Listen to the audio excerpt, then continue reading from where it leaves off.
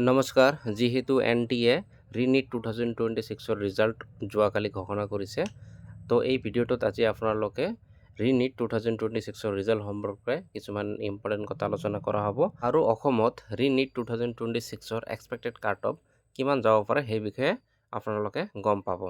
তো সকলোৱে ভাবিছিল যে ৰিনিট 2026ৰ কাট অফ অলপ কম যাব, কিন্তু এতিয়া ৰিজাল্ট দিয়াৰ পিছত গম পোৱা গ'ল যে কাট অফ ল' নাযাব, হাইয়ে যাব। আৰু হয়তো নতুনকৈ কেইটামান কলেজ এড হ'ব, কিন্তু বঙাইগাঁও মেডিকেল কলেজ এড হোৱাটো খাটাং, কিয়নো কলেজ এখন চলিবলৈ যি ডিপাৰ্টমেণ্ট থাকিব লাগে সেই সকলোবোৰ ডিপাৰ্টমেণ্টত প্ৰফেচাৰ অলৰেডি এপইণ্ট কৰা হৈছে।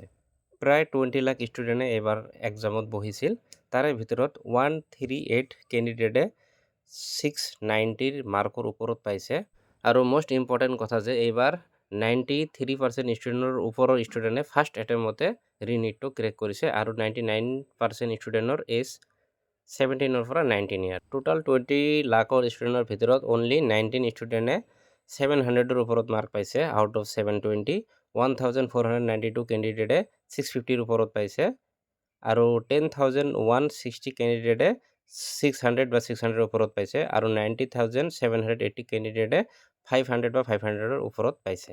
এতিয়া আহোঁ মেইন কথাটোত যে অসমত ৰিজাল্ট দিয়াৰ পিছত ৰিনিট 2026ৰ এক্সপেক্টেড কাট অফ কিমান যাব পাৰে।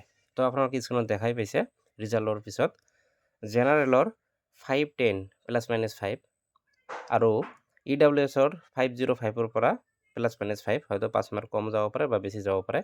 OBC হ'লে 430 +-5, SC হ'লে 420 +-5, ST প্লেন হ'লে 395 +-5 আৰু ST হিলছ হ'লে 345 +-5।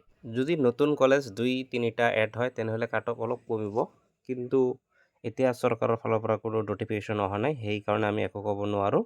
আশা কৰোঁ আপোনালোকে ভিডিঅ'টোৰ পৰা কিছু হ'লেও উপকৃত হ'ব আৰু চেনেলটো ছাবস্ক্ৰাইব কৰিবলৈ নাপাহৰিব। ধন্যবাদ।